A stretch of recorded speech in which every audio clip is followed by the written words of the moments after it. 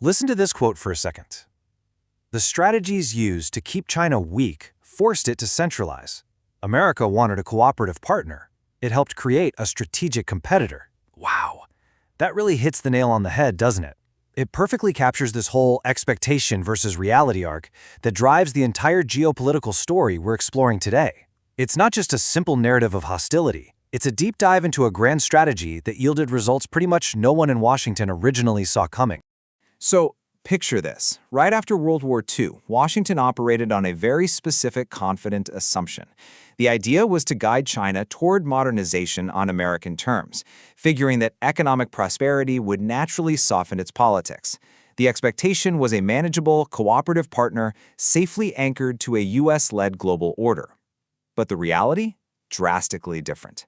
Every single pressure point applied by the US wasn't seen as guidance, it was interpreted as an existential threat.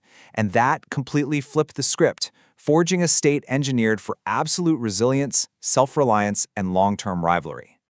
Now, a massive shift like this doesn't just happen overnight, right? It actually unfolded across three distinct eras of American strategy. We start out in the 1950s, an era defined by strict isolation. Then you get the geopolitical thaw of the 1970s, which brought a massive push for integration, and finally, the 2010s to today, which have been defined by containment and pressure.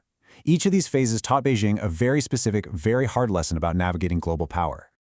Okay, let's step into our first phase. Isolation taught self-reliance, spanning from the 1950s to the 1970s.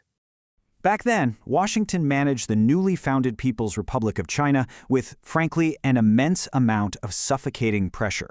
The U.S. controlled the vital global financial systems, maintained heavily armed regional military bases all the way from Japan to the Philippines, and aggressively patrolled nearby seas. Add in some strict trade embargoes, and the assumption in Washington was pretty straightforward. Severe economic exclusion would eventually starve the nation and force political change. But, as you'll see, this exclusion planted a totally different seed. All that suffocating pressure taught Beijing a really harsh foundational lesson. Dependence on foreign systems is dangerous. Because they were completely locked out of the outside world, Chinese leaders had this stark realization.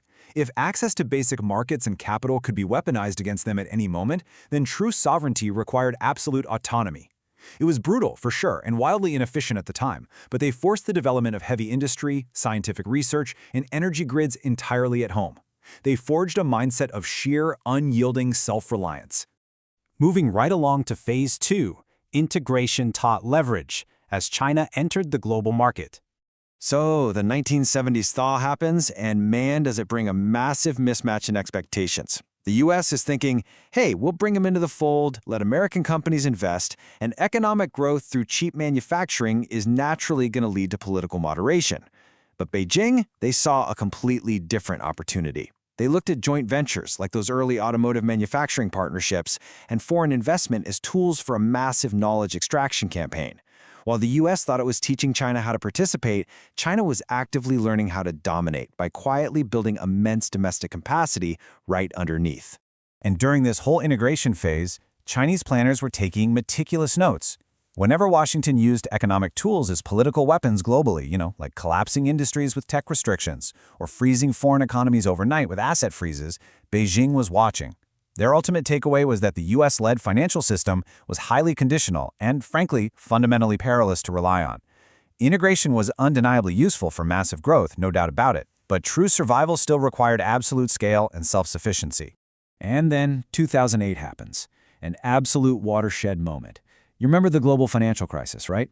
Well, while Western economies were practically collapsing under the weight of financial speculation, China launched a massive stimulus program. They poured hundreds of billions of dollars into domestic infrastructure, using their tightly state-controlled banking system. Beijing looked at the chaos radiating out of Wall Street and concluded that American-style finance was dangerously fragile, while their own state-directed development was stable and resilient. This really hardened their resolve to fundamentally reduce their reliance on Western systems. This brings us to our third section, economics as national defense, or building the architecture of defense. If you really want to understand China's geopolitical mindset today, you absolutely have to grasp this concept, weaponized interdependence. Where the United States saw a benign, rules-based system of global commerce and efficiency, China perceived profound vulnerability. They realized that deeply integrated global markets, everyday technologies, and vital shipping routes overseen by U.S. institutions could easily be turned into choke points and tools of coercion by a dominant power. It wasn't just paranoia, it was a clinical observation of how modern power actually operates. So, how do you protect against those massive systemic vulnerabilities? You buy insurance. Or, in Beijing's case, you build massive, multifaceted defensive buffers everywhere. They accumulated massive foreign exchange reserves to defend their currency. They poured billions into domestic semiconductor manufacturing to get off American chips. They aggressively diversified their energy supplies across Asia, Africa, and the Middle East to avoid blockade risks. And they expanded their navy to secure vital shipping lanes. Every single move was fundamentally defensive in logic, yet totally transformative in its global impact.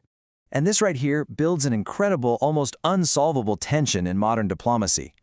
We're talking about two completely opposite interpretations of the exact same actions. Washington looks at China's massive state coordination and sees unfair competition, heavy-handed subsidies, state intervention, and blatant geopolitical aggression. But from Beijing's perspective, every sector built domestically is simply viewed as one less vulnerability to foreign pressure. To them, it's purely national defense, survival, reducing vulnerability, and a vital insurance policy against being blockaded or sanctioned.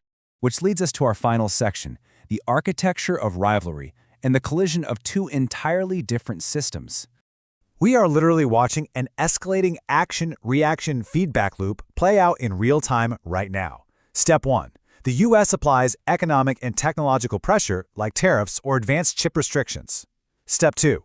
In response, the Chinese state mobilizes massive resources defensively. Step 3. This surge in funding causes Chinese capabilities and scale to rapidly rise. And Step 4. That rising capability triggers even more U.S. pressure. Every American effort to restrain China inadvertently accelerates its transformation into a fully mobilized, technologically advanced development state.